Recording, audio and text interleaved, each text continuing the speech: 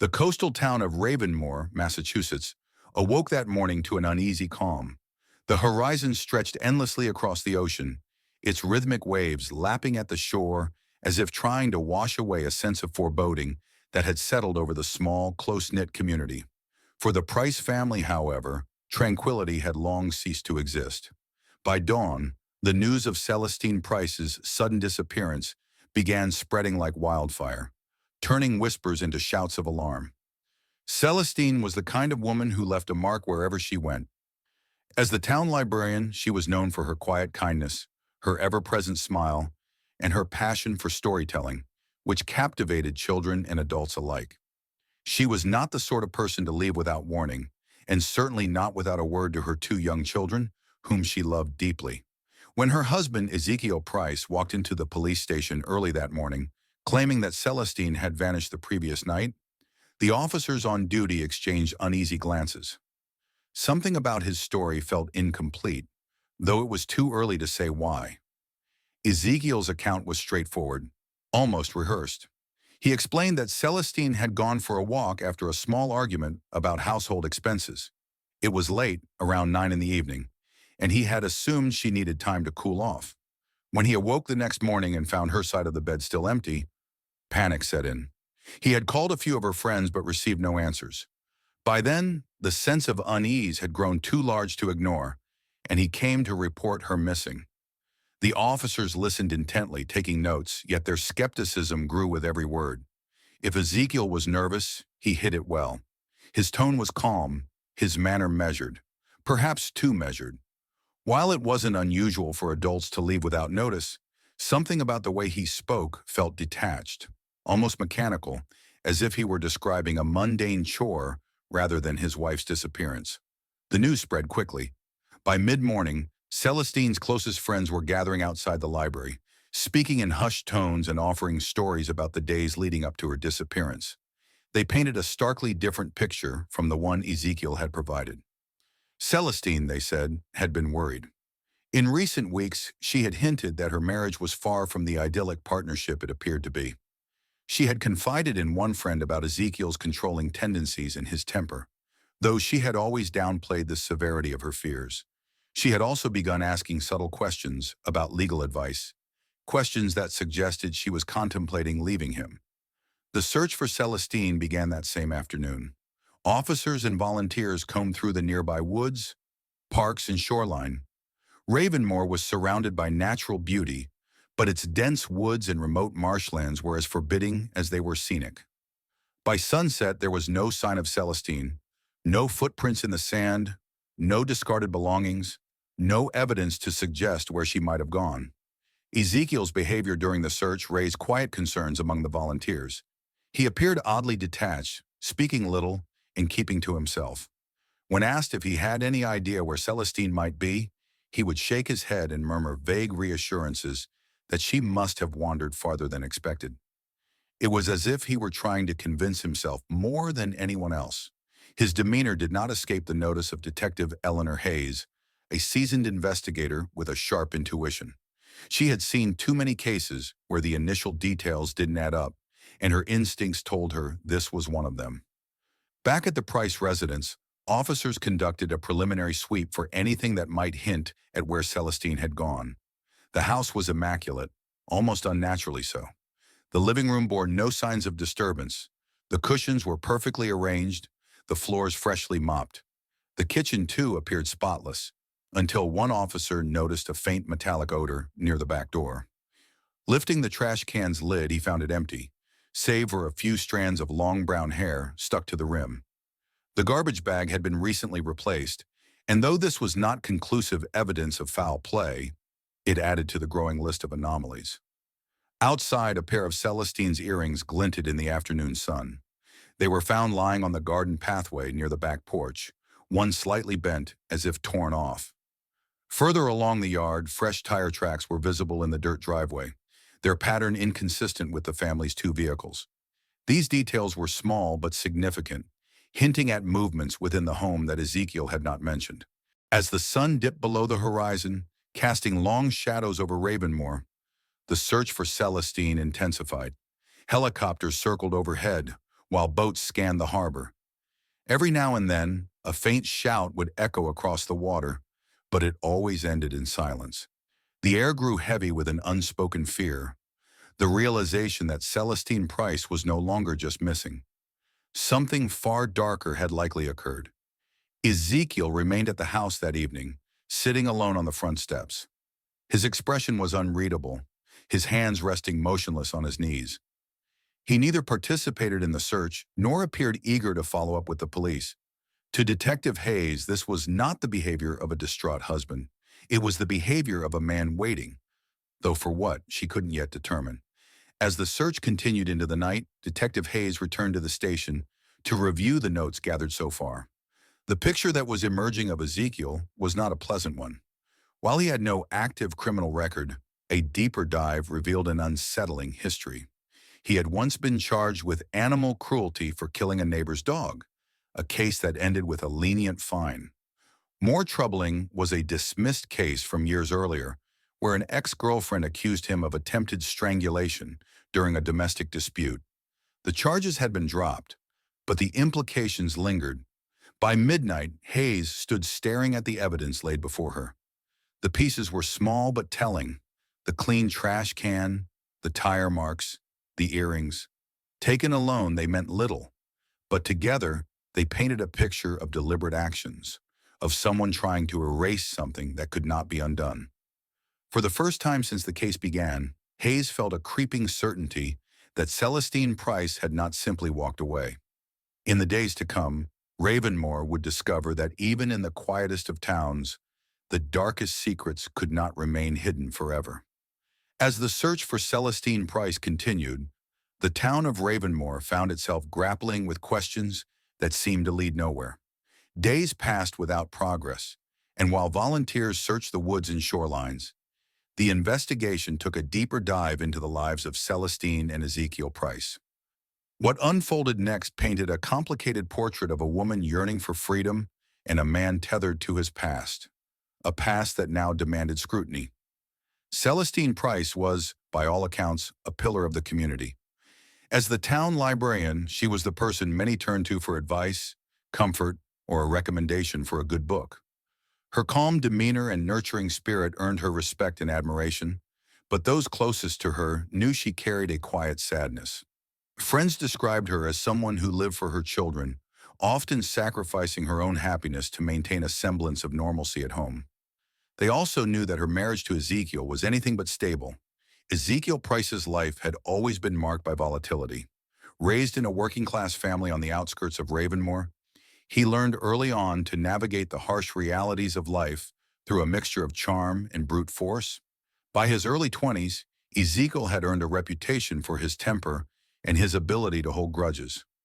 The first red flag came when he was charged with animal cruelty after neighbors found their dog mutilated in the woods behind Ezekiel's property.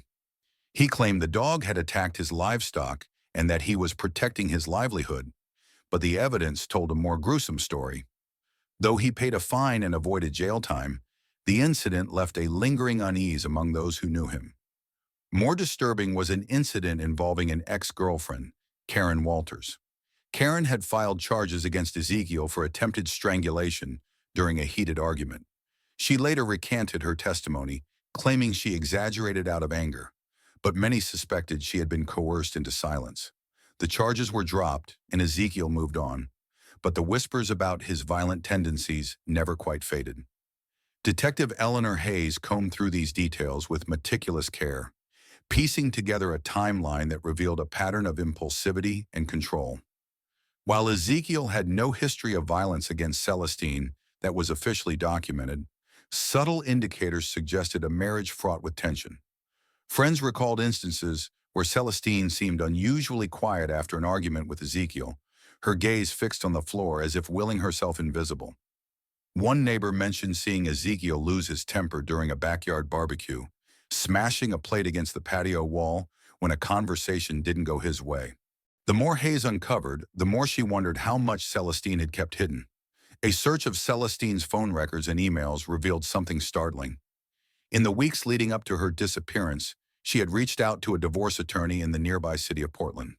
The emails were polite but deliberate, outlining her desire to secure custody of her children and start a new chapter away from Ravenmore.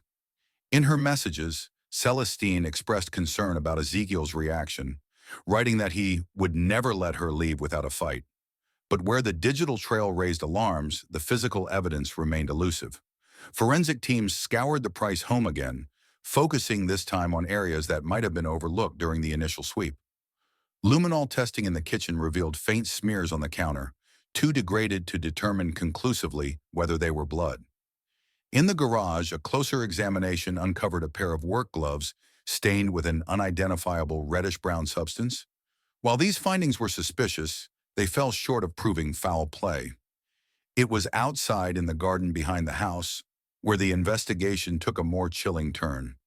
Cadaver dogs, brought in after the initial searches yielded no results, reacted strongly near the property's compost bin. Though the bin contained only soil and decomposing leaves at first glance, a forensic examination revealed small shards of what appeared to be bone embedded in the dirt. Tests were ordered immediately, but the wait for results would be agonizing. Meanwhile, the community began to question Ezekiel's version of events. His behavior, already under scrutiny, grew increasingly erratic. He avoided eye contact with neighbors and became hostile when asked about the progress of the investigation. On one occasion, a volunteer searching the nearby woods reported seeing Ezekiel pacing along the tree line, muttering under his breath before abruptly turning and leaving. These small actions, while not damning on their own, painted the picture of a man unraveling under the weight of suspicion. What frustrated Detective Hayes most was the lack of a clear timeline. While Ezekiel maintained that Celestine left the house around 9 o'clock on the night of her disappearance, no one else had seen her after that time. The last confirmed sighting of Celestine came from a co-worker at the library earlier that afternoon, when she mentioned she was heading home to prepare dinner for her family. Whatever happened between then and the following morning remained a mystery. A breakthrough came when a neighbor, Helena Rowe, came forward with new information. Helena, whose property bordered the Price residence, recalled hearing a commotion on the night Celestine disappeared. At first, she dismissed the noises as a typical argument, something she had overheard many times before.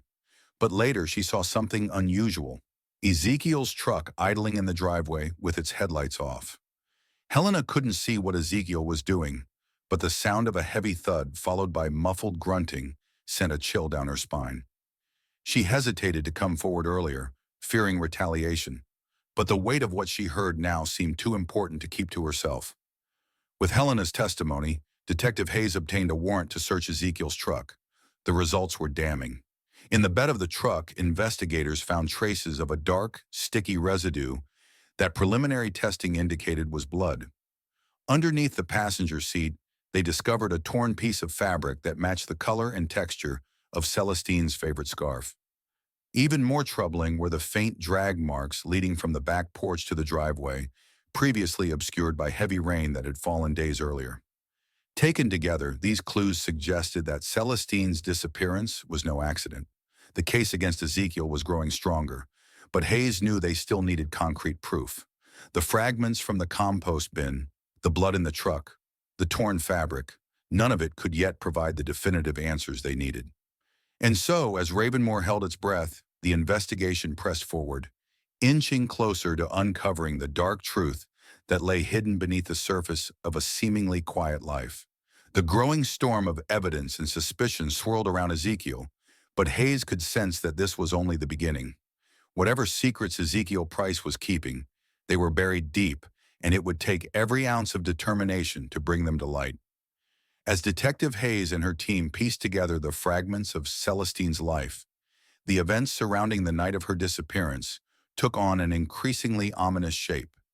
Each piece of evidence hinted at a carefully concealed truth, but a cohesive narrative remained just out of reach. Ezekiel maintained his version of events.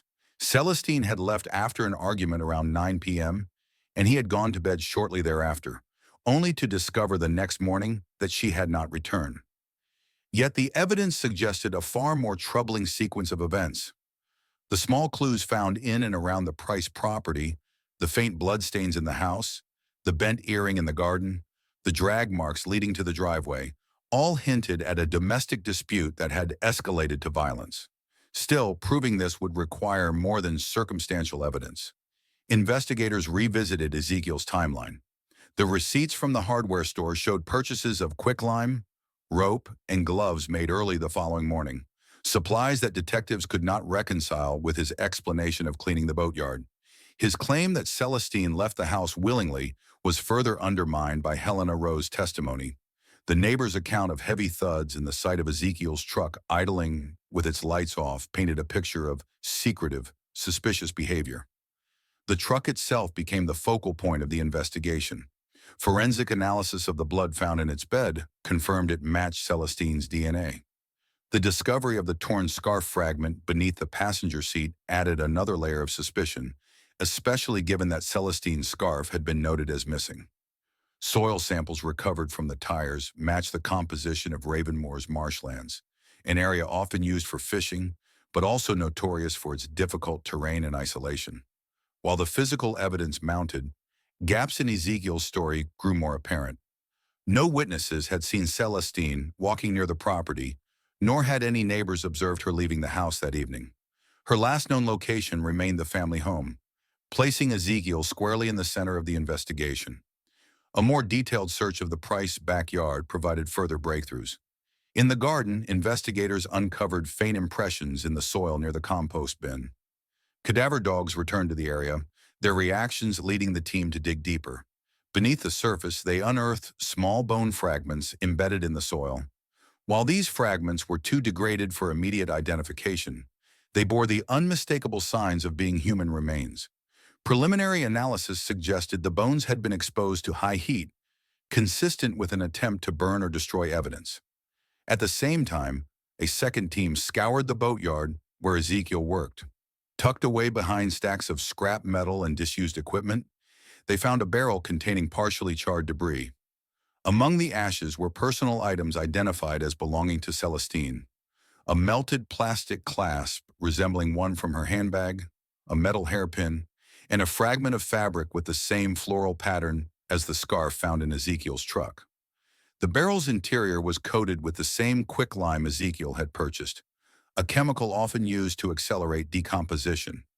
These discoveries heightened the urgency of the investigation. It was becoming increasingly clear that Ezekiel had gone to great lengths to obscure the truth. The use of quicklime, the deliberate burning of personal items, and the careful disposal of remains spoke to a calculated effort to destroy evidence. Yet even as the case against him grew stronger, Ezekiel continued to deny involvement. His demeanor shifted from calm indifference to visible frustration, but he refused to change his story. Detective Hayes found herself drawn back to the digital trail left by Celestine in the weeks leading up to her disappearance. Her emails with a divorce attorney revealed the depth of her unhappiness and her intent to leave Ezekiel. One message in particular stood out, a draft never sent in which Celestine wrote, "I've been trying to gather the courage to leave for years. I know he'll never let me go peacefully, but I can't stay any longer. My children deserve better." This message was never delivered, but it painted a chilling picture of Celestine's state of mind in her final days. It also offered a potential motive for Ezekiel. If he had discovered her plans, it might explain his actions, an attempt to maintain control over a situation he perceived as slipping away. As the investigation pressed forward, the marshlands became the next critical focus. The soil on Ezekiel's boots and truck tires led investigators to a secluded area on the outskirts of Ravenmore. Here, amid the dense reeds and muddy terrain, search teams discovered what appeared to be a hastily dug grave. The grave contained a bundle of items wrapped in heavy plastic, fragments of clothing, including a torn jacket identified as Celestine's, and additional bone fragments. These remains were immediately sent for forensic testing to confirm their identity. Despite the mounting evidence, the case was far from over. While each new discovery added weight to the theory of Ezekiel's guilt, the lack of a complete body and the absence of eyewitnesses left room for doubt. Detective Hayes knew that to secure justice for Celestine, every piece of the puzzle would need to be meticulously assembled. The investigation was far from reaching its conclusion, but one thing was clear: Celestine had not simply disappeared. Something far darker had taken place in Ravenmore, and the truth was slowly clawing its way to the surface. As the search for Celestine Price intensified, Detective Eleanor Hayes found herself entangled in a web of half-truths and unsettling discoveries. Every piece of evidence pointed to foul play, but Ezekiel Price's carefully constructed facade left investigators struggling to uncover a definitive sequence of events. The deeper they dug, the more convoluted the case became, with new layers of intrigue emerging from unexpected places. The discovery of bone fragments in both the Price backyard and the Marshlands had shifted the focus of the investigation. Forensic analysis confirmed that the remains recovered from the marsh bore marks of deliberate dismemberment. The cuts were precise, suggesting the use of tools commonly found in Ezekiel's boatyard. Additionally, traces of quicklime were detected on the fragments, matching the chemical Ezekiel had purchased. This evidence painted a chilling picture of premeditation and cover-up, but it was still not enough to conclusively prove murder without a complete body.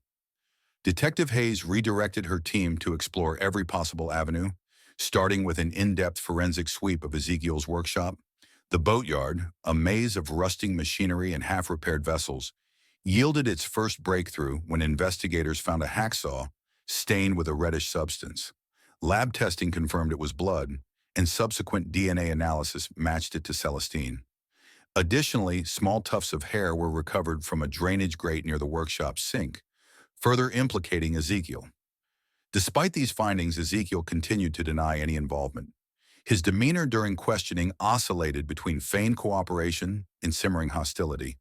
He reiterated his claim that Celestine had left on her own and suggested that her disappearance might be the result of foul play by someone else. Yet his explanations fell apart under scrutiny. When pressed about the blood and hair in his workshop, he muttered something about routine accidents and cleaning spills, but offered no details. His responses only deepened suspicions. The investigation took an unexpected turn when Helena Rowe, the neighbor who had reported seeing Ezekiel's truck on the night of Celestine's disappearance, came forward with additional information. She mentioned that in the days following the disappearance, she had noticed a strange odor wafting from the Price property, a sharp, acrid smell that lingered even after the rain. When detectives revisited the backyard, they found a small incineration pit concealed beneath a pile of discarded plywood. The pit contained ash mixed with fragments of metal, including what appeared to be the charred remains of a wristwatch. Celestine's sister later identified the watch as one Celestine had worn daily. As the evidence mounted, a troubling digital trail began to emerge.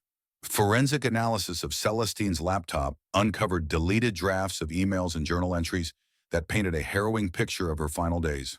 One journal entry, recovered using specialized software, described a confrontation with Ezekiel during which he allegedly threatened her.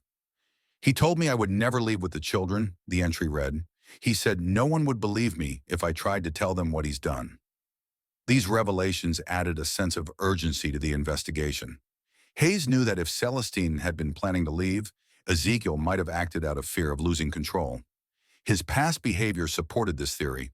Records from a dismissed case years earlier showed that his ex-girlfriend, Karen Walters, had accused him of attempting to strangle her during an argument.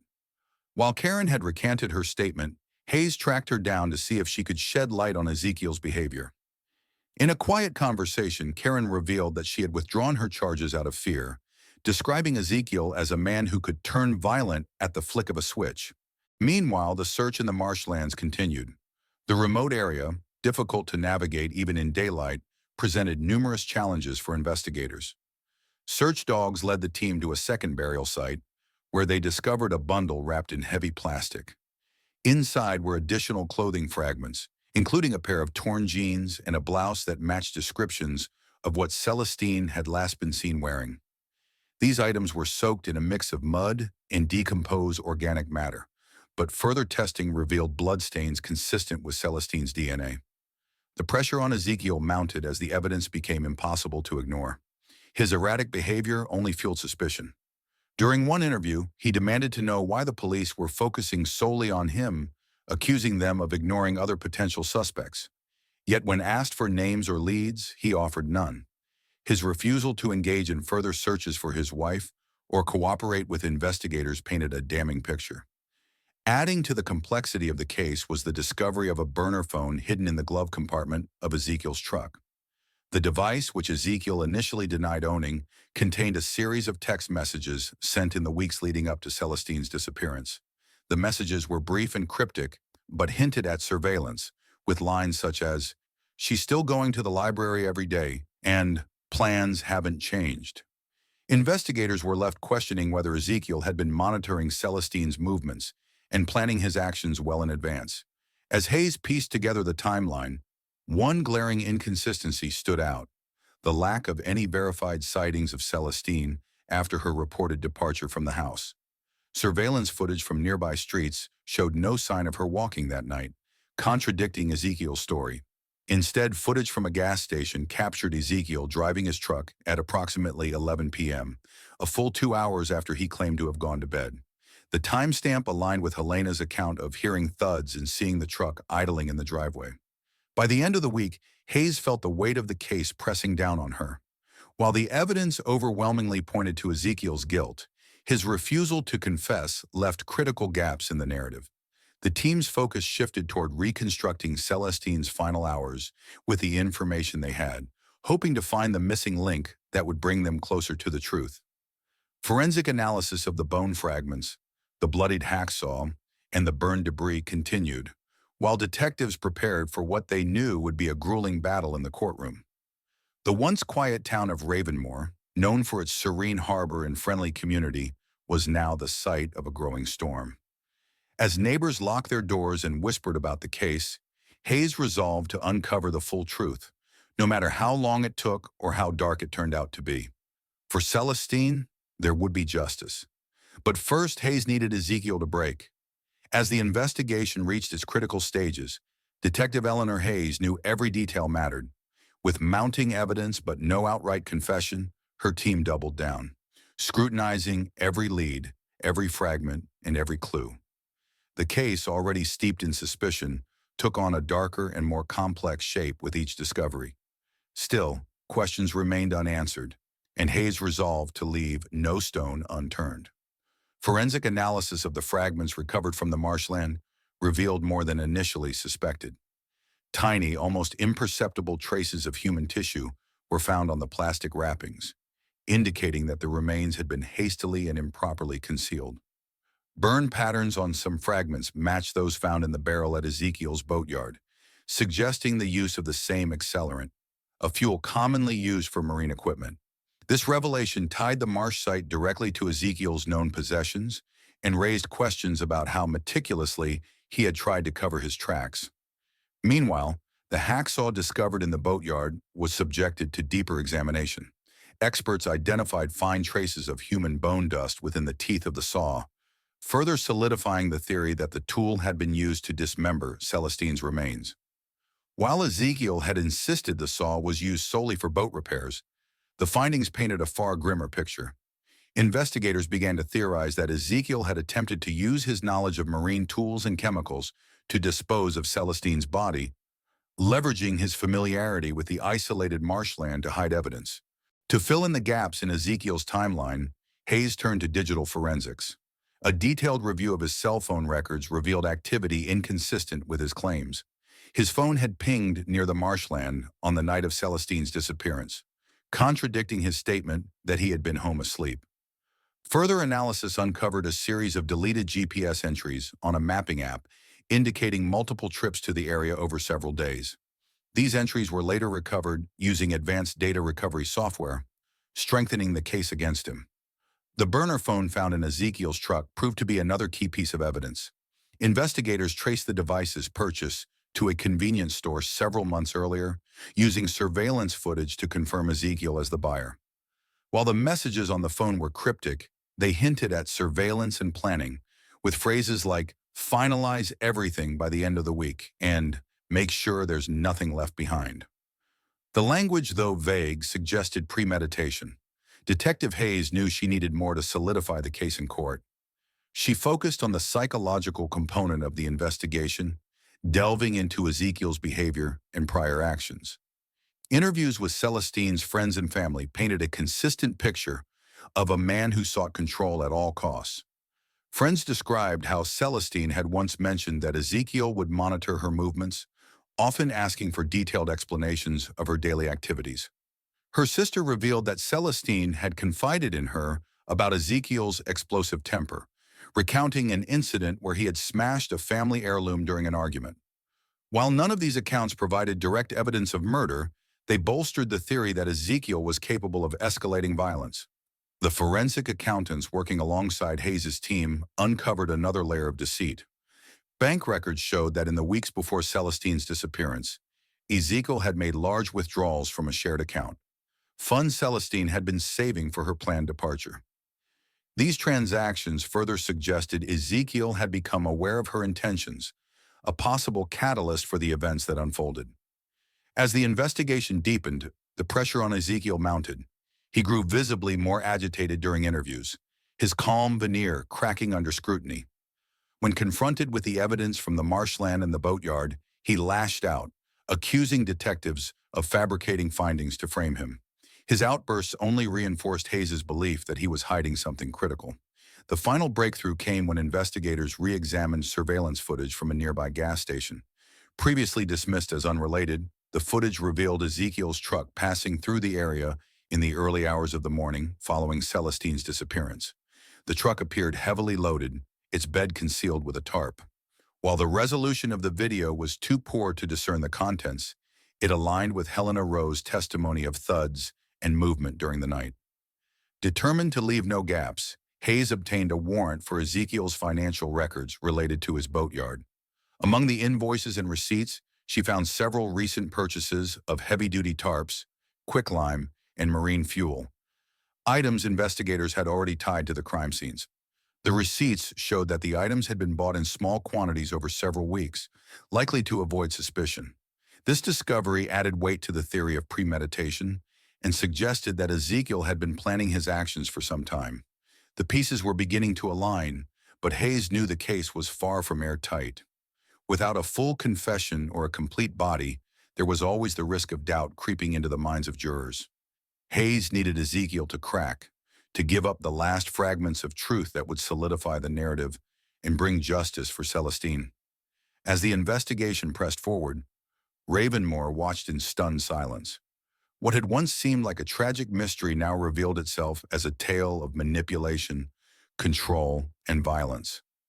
The picturesque town, with its serene harbor and friendly streets, was now the backdrop for a story that none of its residents would forget. For Hayes, the truth was closer than ever, but she knew that every detail mattered in the pursuit of justice.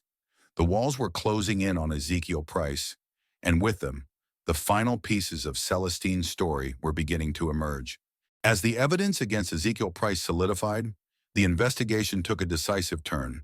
Detective Eleanor Hayes and her team worked meticulously to connect the fragmented clues into a coherent narrative that would stand up in court. The weight of the forensic evidence, coupled with Ezekiel's erratic behavior, left little doubt in Hayes' mind about his guilt. What remained was to uncover the full truth of what had happened to Celestine Price. The forensic analysis of the bone fragments recovered from the marshland and the burn pit provided critical insights. Experts determined that the cuts on the remains were consistent with a marine hacksaw, like the one found in Ezekiel's workshop. Furthermore, the traces of quicklime and accelerants matched chemicals recovered from Ezekiel's boatyard. These findings confirmed that the tools and materials used to conceal Celestine's remains were directly tied to Ezekiel. Meanwhile, digital forensics revealed even more damning evidence. Investigators reconstructed deleted files from Ezekiel's computer, uncovering searches related to disposal techniques, such as how to dissolve bone and quicklime decomposition time. These searches were time-stamped within weeks of Celestine's disappearance, aligning with the timeline of her emails to a divorce attorney. Together, they painted a clear picture of premeditation. The burner phone found in Ezekiel's truck also proved instrumental. Forensic specialists traced a series of cryptic text messages to a second burner phone, which Ezekiel had purchased under a false name. The messages revealed communications between Ezekiel and an unidentified contact, suggesting an attempt to seek advice or assistance. While the second phone was never located, the messages underscored Ezekiel's deliberate efforts to cover his tracks. Detective Hayes, however, remained cautious. While the evidence was overwhelming, The absence of a full confession left room for interpretation. Hayes knew that a courtroom battle could hinge on even the smallest inconsistencies.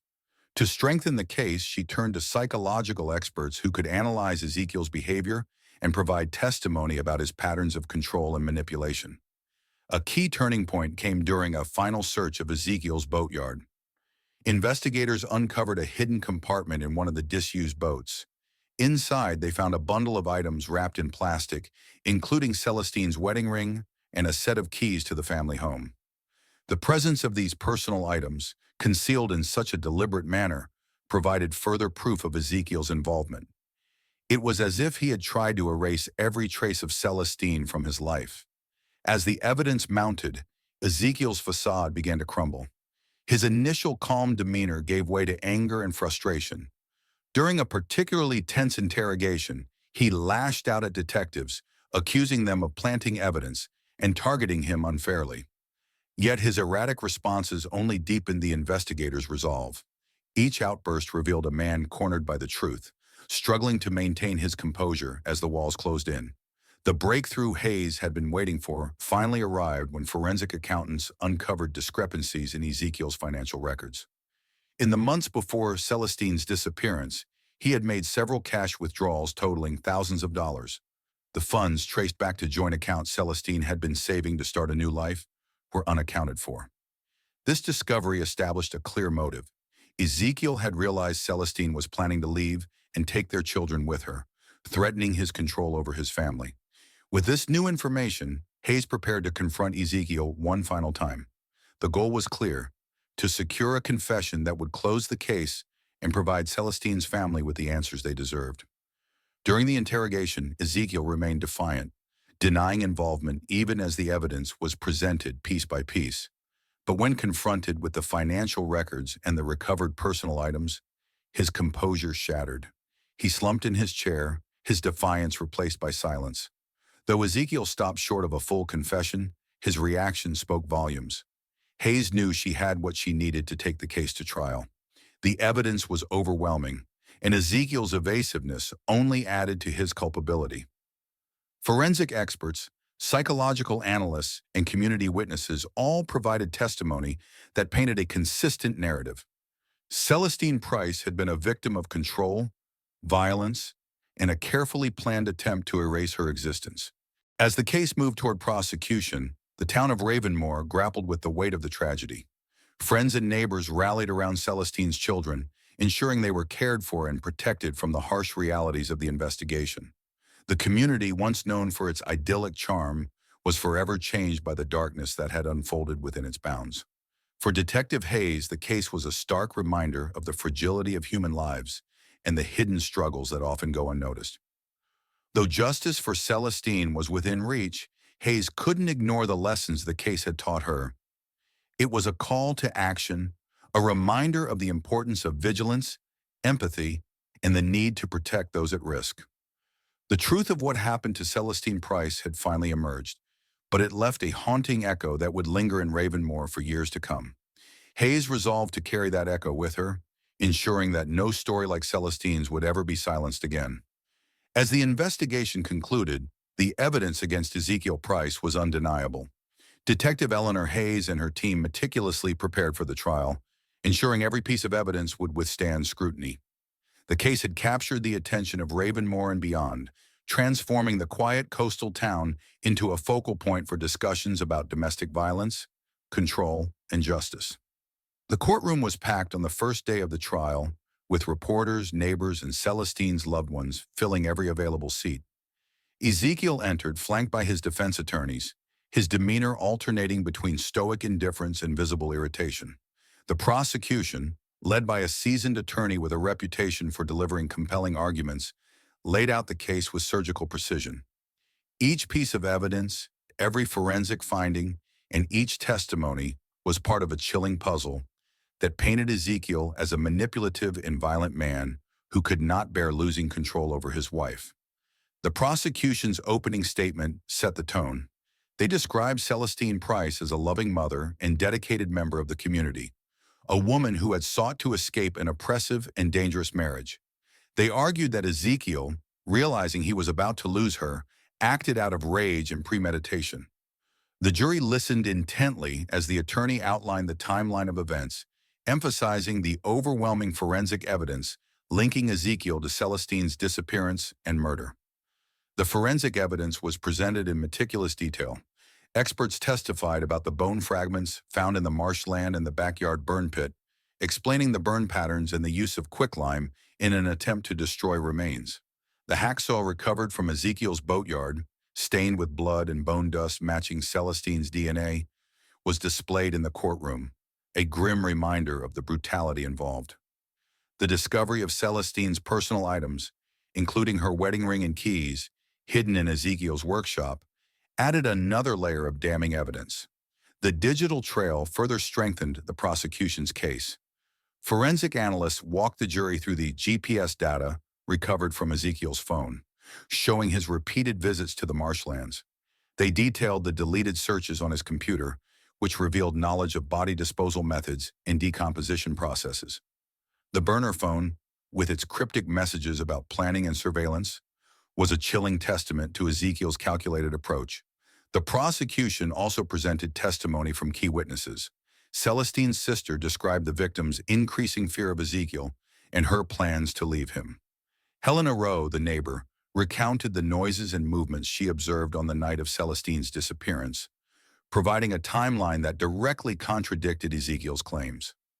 A forensic accountant testified about the financial records, highlighting Ezekiel's large withdrawals from joint accounts and the timing of these transactions, which coincided with Celestine's attempts to secure a new life. Ezekiel's defense team attempted to cast doubt on the prosecution's case, arguing that the evidence was circumstantial and that no direct witnesses had seen Ezekiel commit the crime. They suggested that Celestine's disappearance could have involved another party and questioned the reliability of some forensic findings.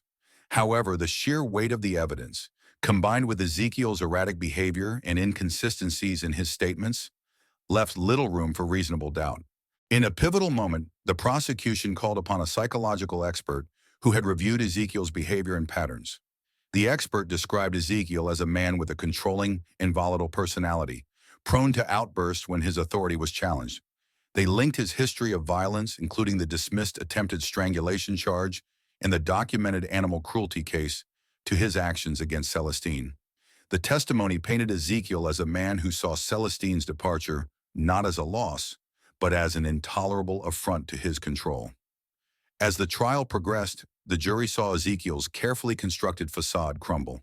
His visible anger during cross-examination, his inability to provide plausible explanations for the evidence, and his refusal to acknowledge even basic facts about his relationship with Celestine all worked against him.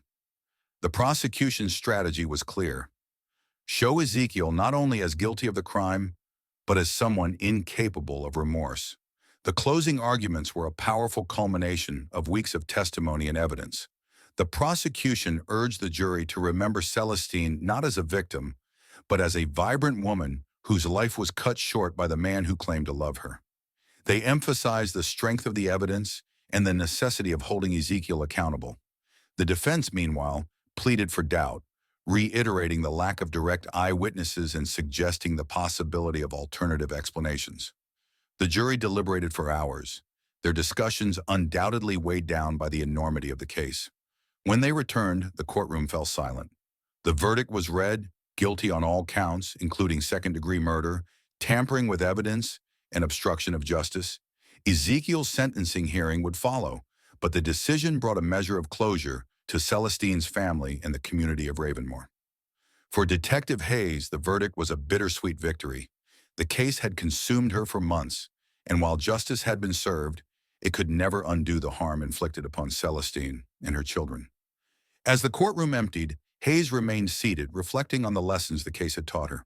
She thought about Celestine's quiet courage in trying to leave an abusive marriage and the systemic failures that had allowed Ezekiel's behavior to escalate unchecked.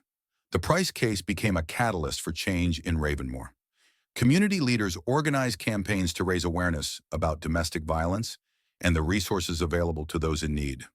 Celestine's story was shared far and wide, serving as both a cautionary tale and a beacon of hope for those facing similar circumstances.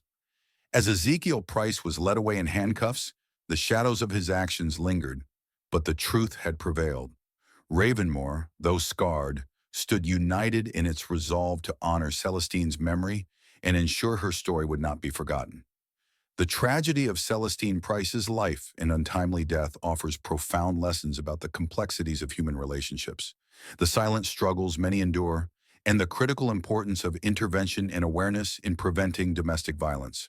Celestine's story sheds light on the devastating consequences of unchecked control, manipulation, and abuse, reminding us that appearances can often mask darker truths. This case underscores the need for communities to recognize the warning signs of abusive behavior and create safe spaces for victims to seek help.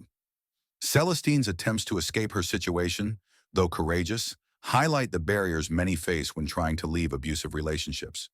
Her fear of retaliation, coupled with societal pressures to maintain the illusion of a perfect family, exemplifies the challenges that prevent victims from seeking safety. For law enforcement and the legal system, the Price case serves as a call to action to respond more effectively to early reports of abuse. Ezekiel's documented history of violence, ranging from animal cruelty to a dismissed attempted strangulation charge, illustrates how early intervention could potentially prevent future harm.